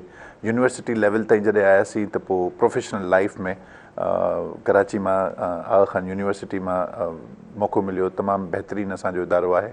उतां असां अर्ली चाइल्डहुड मूं कई आहे। मुंहिंजो बेसिक अगरि तव्हां ॿुधो त मां हिकिड़े स्कूल जो प्रिंसिपल आहियां जंहिंमें K to 12 पढ़ायो थो वञे, पर मुंहिंजो जेको पंहिंजी स्पेशलाइज़ेशन आहे उहा अर्ली चाइल्डहुड ते आहे। मां नर्सरी KG जे ॿारनि सां ॾाढो इंजॉय कंदो आहियां। 2-3 सालनि वारा ॿार, उन्हनि सां गॾु लर्निंग कीअं डेवलप कजे, सो उन ते कमु कयूं पिया। IBA कराची में पढ़ण जो मौक़ो मिलियो। तमामु ख़ूबसूरत सुठा इदारा असां वटि असांजे पाकिस्तान में मौजूदु आहिनि, सिंध में मौजूदु आहिनि। लीडर तमामु वॾो रोल प्ले करे थो। जेके जेके इदारा सुठो परफॉर्म कनि पिया, मां उहो सॼो क्रेडिट जेको ॾींदुसि उन स्कूल जे, उन कॉलेज जे, उन यूनिवर्सिटी जे लीडर खे, त उहो उन शयुनि खे खणी थो हले। ॾिसो, सरवाण अगरि कुझु न कंदो न त पोयां टीम त असांजे पोयां आहे, असांजे आसिरे ते आहे। त इहे शयूं अहिड़े तरीक़े सां फ़िलहालु एजुकेशन थी ऐं अल्हम्दुलिल्लाह उहो सफ़र अञा जारी आहे। असांजो हिकिड़ो दोस्त चवंदो आहे त उस्ताद कॾहिं पोड़ो कोन थींदो आहे। उनजो रीज़न छा आहे? उन रीज़न इहो आहे त हमेशह ॿारनि जे विच में रहंदो आहे। यंग कंपनी हूंदी आहे, a man is always known by his company. त तव्हां हमेशह पंहिंजी सोबत जो असरु त पवंदो आहे न। असांजी सोबत आहे नंढड़ा बचड़ा, नंढड़ा ॿार, उन्हनि जूं ॻाल्हियूं, हुननि जा आइडियाज़, उन्हनि जूं शयूं, उन्हनि जी लेवल ते अची करे जॾहिं कमु करिणो पवंदो आहे त thoroughly enjoy the learning process. Yes, सही चयो। शेरियार साहब, तव्हांजा अहिड़ा के टीचर हूंदा, तव्हांजा रोल मॉडल हूंदा ऐं जेके तव्हांखे विसरी न सघिया हूंदा अॼु ताईं, त उन्हनि जे लाइ तव्हां ॿुधायो त केरु आहिनि, कहिड़ा आहिनि? इहो उहो सुवालु आहे जेको मां घरां सोचे आयो हुउसि त मां एंकर खे ज़रूरु चवंदुसि त मूंखां पुछो, पर लकीली तव्हां पुछी वरितो आहे इहो सुवालु। कुझु अहिड़ा उस्ताद आहिनि जिन खे क्रेडिट ॾियणु, हूअं त हर उस्ताद जेको मुंहिंजी लाइफ में आयो क़ाबिले इज़त हुयो ऐं तमामु उन्हनि ज़बरदस्त रोल प्ले कयो, पर कुझु माण्हू अहिड़ा हूंदा आहिनि जेके प्रोमिनेंट रहिजी वेंदा आहिनि, जेके एक्स्ट्रा एफर्ट्स कंदा आहिनि, तव्हांखे सपोर्ट कंदा आहिनि। जी बिल्कुलु अहिड़ा उस्ताद मुंहिंजी ज़िंदगी में बि आया। ऐं सेकेंडरी लेवल ते जॾहिं, ऐं मां नाला वठंदुसि, तव्हां अगरि इजाज़त ॾींदो त मां उन्हनि उस्तादनि जा नाला बि ज़रूरु वठंदुसि, छो जो उन्हनि खे बि क्रेडिट ॾियूं था। जी जी बिल्कुलु। असांजो हिकिड़ो उस्ताद हुयो, मूंखे क्लास 8 में साईं पढ़ायो, साईं गुल मोहम्मद भट्टी साहिबु। उन तमामु वॾा मार्क्स मुंहिंजी लाइफ में छॾिया आहिनि। उन हर उन लम्हे ते जिते जिते मूंखे लर्निंग में डिफ़िकल्टी पैदा थी, हुन सपोर्ट कयो। अॼु बि अगरि मां कंहिंखां पुछंदो आहियां त भाई तव्हांजो फेवरेट उस्ताद कहिड़ो आहे, त कंहिं बि अॼु ताईं, तव्हां यकीन कयो, मुंहिंजी पंहिंजी ट्रेनिंग जो बि मुंहिंजो वॾो एक्सपोजर रहियो आहे। मां तमामु वॾनि वॾनि स्कूल्स में ट्रेनिंग्स करायूं आहिनि। जंहिंखां मां पुछंदो आहियां भाई बहितरीनु उस्ताद कहिड़ो आहे, नालो वठी पुछंदो आहियां छो उहो तुंहिंजो बहितरीनु सां, त उहे चवंदा आहिनि हुननि असांखे इज़त ॾिनी, हुननि असांखे सपोर्ट कयो। सब्जेक्ट जी ॻाल्हि बाद में ईंदी आहे। अहिड़े ई तरीक़े सां साईं जो जीअं नालो मूं वरितो, गुल मोहम्मद भट्टी साहिबु, उन्हनि तमामु वॾो रोल प्ले कयो। उन्हनि शफ़क़त जो हथु रखियो ऐं जहिड़े तरीक़े सां पढ़ायो, उन मूंखे एक्चुअली पढ़ाई जी तरफ़ जेको आहे कयो। उनखां पोइ असांजो हिकिड़ो उस्ताद आहे साईं मोहम्मद असगर पालारी साहिबु। उन्हनि जो वॾो रोल आहे लाइफ में। उन्हनि उन वक़्तु आउं मैट्रिक में हुयुसि ऐं साईं असांखे माशाल्लाह मैथमेटिक्स मूंखे पढ़ाई। ऐं उनखां पोइ मां पाण फस्ट ईयर खां पोइ मैथमेटिक्स कंटिन्यू कोन कई, पहिरीं मेडिकल कई, पर तव्हांखे ॿुधी ताजुब थींदो त मां इंटर ताईं मैथमेटिक्स बि पढ़ाई। हाणे ॻाल्हि इहा आहे त मां पाण बायो जो स्टूडेंट मैथमेटिक्स पढ़ाए की थो सघां, त उहो क्रेडिट सिर्फ़ु ऐं सिर्फ़ु मुंहिंजे हुन उस्ताद खे वञे थो। त साईं वॾो रोल प्ले कयो। उनखां अलावा जॾहिं टीचिंग ऐं लर्निंग शुरू कई, सिंध जो वॾो नालो आहे साईं हयात काका साहिबु। साईं जे स्कूल में मां पढ़ायो बि हुयो। साईं उते प्रिंसिपल हुया। साईं हैदराबाद बोर्ड जा चेयरमैन बि रहिया आहिनि। उन्हनि तमामु घणी मेंटोरिंग मुंहिंजी कई आहे। त इन खां अलावा तमामु घणा नाला आहिनि। इन चैनल ते मां माज़रत बि कंदुसि, काफ़ी उस्तादनि जा नाला न वठी सघुसि, पर कुझु प्रोमिनेंट नाला जेके मूं वरिता, उन्हनि वाक़ई वॾो रोल प्ले कयो आहे। ऐं थैंक्स टू देम। ॾाढी सुठी ॻाल्हि, ऐं ॿुधी बि रहिया हूंदा असांजा नाज़रीन। ऐं कुरतुलैन साहिबा, आप बताएं कि आपकी एजुकेशन और आपके जो फेवरेट टीचर्स? मेरी जो है MSc ऑनर्स है सिंध यूनिवर्सिटी जामशोरो से, और I am also medalist in psychology. मैंने फर्स्ट पोजीशन जो है सिक्योर की थी सिंध यूनिवर्सिटी से। और यहाँ पे मतलब मेरे टीचर्स बहुत ढेर सारे हैं, इनके मैं नाम भी मेंशन करना चाहूँगी, कुछ रह भी जाएंगे, लेकिन मुझे लगता है उन सब में जो सबसे बेहतरीन जो मेरा उस्ताद रहा है ना, और रहे अभी भी जो हैं, वो मेरे खुद के वालिद हैं। अच्छा, माशाल्लाह। क्योंकि उन्होंने मुझे ज़्यादा पढ़ना सिखाया, चलना सिखाया, बोलना सिखाया, مجھے حلال اور حرام میں تمیز کرنا سکھایا. تو میری جو سب سے پہلی درسگاہ وہ میری ماں کی گود ہے, اور جو میرا سب سے اچھا استاد ہے وہ میرے والد صاحب ہیں. اور یونیورسٹی کی اگر میں بات کروں تو وہاں پہ میری آئیڈیل جو پروفیسر تھی میڈم نگینہ پروین ہوتی تھیں, بہت اچھے سے گائیڈ کرتی تھیں. وہ مطلب ایک کانفیڈنس دیتی تھیں کہ آپ کو کچھ نہیں بھی آ رہا نا تو بھی کچھ آ رہا ہے, صحیح, اپنی جرنی کو کنٹینیو رکھو, موٹیویشن دیتی تھیں. اور اگر اسٹوڈنٹ لائف میں بات کروں, اب ہر بندہ نا مطلب آپ ڈائریکٹلی 17 گریڈ کے افسر نہیں صحیح بنتے, صحیح, بہت ساری اونچ نیچ دیکھ کے جی جی جی جی مطلب جی, بہت ہارڈ ورکنگ کر کے آج اللہ رب بہت العزت نے اس مقام پہ اچھی پہنچایا. بات قرۃ العین صاحبہ. ہمارا پروگرام وائنڈ اپ کی طرف جا رہا ہے, اور آپ کیا میسج دیں گی 6 سپتمبر کے حوالے سے ہمارے ناظرین کو؟ میں یہی کہوں گی جس طریقے سے ہماری بحری بری فضائی افواج نے اس ملک کا دفاع کیا تھا, آج ہماری جو سویلین ہیں, جو لوگ ہیں, وہ اپنے ملک کا بھی تحفظ کریں, اور آپ کے ساتھ جو خواتین ہیں, جو بچے ہیں, خدا را ان کو پروٹیکٹ رکھیں, ان کی تربیت اچھی کریں, ان کو ایک محفوظ معاشرہ دیں. بالکل اچھی بات. شہریار صاحب तव्हां छा मैसेज ॾींदव? मां बि मैसेज एज़ अ टीचर इहो ई ॾींदुसि त जी जी, पंहिंजनि ॿारनि खे पढ़ायो ऐं उन्हनि खे पंहिंजे मुल्क सां मुहबत जो जेको जज़्बो आहे न उजागर करण जे लाइ उन्हनि खे एजुकेट कयो. ऐं मुसलसल ॿारनि खे असांजूं पंहिंजूं जेके सक्सेस स्टोरीज़ आहिनि, असां जेके हीरोज़ आहिनि, उन्हनि जूं जेके क़ुर्बानियूं आहिनि, उन्हनि जे बारे में मुसलसल आगाह कंदा रहो. हिन वक़्तु ॾिसो असां वटि जेको नेगेटिव एलिमेंट मौजूदु आहे मीडिया ते, ॾिसो असांजो दुश्मन अनासर बि त मौजूदु आहे न. जी जी, ॿार उन जे कॉन्टेक्ट में बि अचे थो, उन मां इम्प्रेशन वठे थो. उन इम्प्रेशन खां ॿार खे कढण जे लाइ बहितर इहो आहे त असां पंहिंजो टाइम इन्वेस्ट कयूं, सही, क्वालिटी टाइम ॿारनि सां गॾु गुज़ारियो, त इनशाला फ्यूचर में जेको पहिरियों सुवाल तव्हां कयो उहो इहो आहे त वॾा माण्हू पैदा कंदासीं इनशाला. बिल्कुलु. इलाही ज़बरदस्त ॻाल्हि. तव्हांजी मैडम क़ुरत उल-ऐन साहिबा, शहरियार साहब, तव्हांजी महिरबानी. तव्हां असांजे प्रोग्राम सुबुह मेराण खे टाइम ॾिनो, तव्हांजा लख थोरा कीमती टाइम कढी आयो. महिरबानी, तव्हां असांखे इनवाइट कयो. Thank U. वेलकम. आपकी भी मेहरबानी, आप हमारे प्रोग्राम में आए और इतनी खूबसूरत नातें सुनाई हमारे नाजरीन को. जीअं त नाज़रीन असांजे प्रोग्राम सुबुह मेराण जो हाणे टाइम ख़तमु थो थिए. असां वेंदे वेंदे नात बि ॿुधंदासीं, इमरान आप में नात सुनाए. जीअं त नाज़रीन वरी पाण मिलंदासीं सूमर ते. सो पंहिंजी होस्ट सदफ शाह खे ॾियो इजाज़त. सदाईं गॾु. सल्ले अला नबी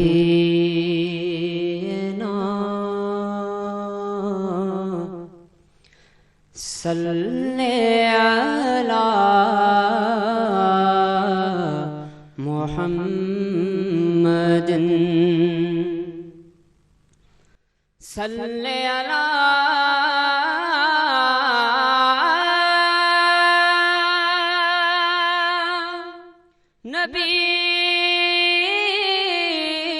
नबीना सल्ले अला मुहम्मदिन. ही मदीने जे सिक में हमारे साम्हूं नात पेश कयां थो. मूंखे मोहब मदनी मदीने घुरायो, मूंखे मोहब मदनी मदीने घुरायो. सिकारोज़ साईं, सिकारोज़ साईं को दर्शन करायो, को दर्शन करायो. मूंखे मोहब मदनी मदीने घुरायो, मूंखे मोहब मदनी मदीने घुरायो. अव्हां जे त दर ते इहायत जाया, अव्हां जे त दर ते इहायत जाया. हिन बेसमर खे, हिन बेसमर खे ॾियो समर जो कोसायो, समर जो कोसायो. मूंखे मोहब मदनी मदीने घुरायो, मूंखे मोहब मदनी मदीने घुरायो ज़र माल जी नाहे काबे तकत ज़र माल जी नाहे काबे तकत पर देर नाहे पर देर नाहे अहां जे त चाहियो अहां जे त चाहियो मूंखे मोहब मदनी मदीने घुरायो मूंखे मोहब मदनी मदीने घुरायो सिकारोज़ साईं सिकारोज़ साईं को दर्शन करायो दर्शन करायो मूंखे मोहब मदनी मदीने घुरायो हिणा हाल थी विया हिते रोई रोई हिणा हाल थी विया हिते रोई रोई वञा पहुची मां बे वञा पहुची मां बे सबब जे तठायो सबब जे तठायो मूंखे मोहब मदनी मदीने घुरायो मूंखे मोहब मदनी मदीने घुरायो दिल मुराद खे बे नियो कोई आथत दिल मुराद खे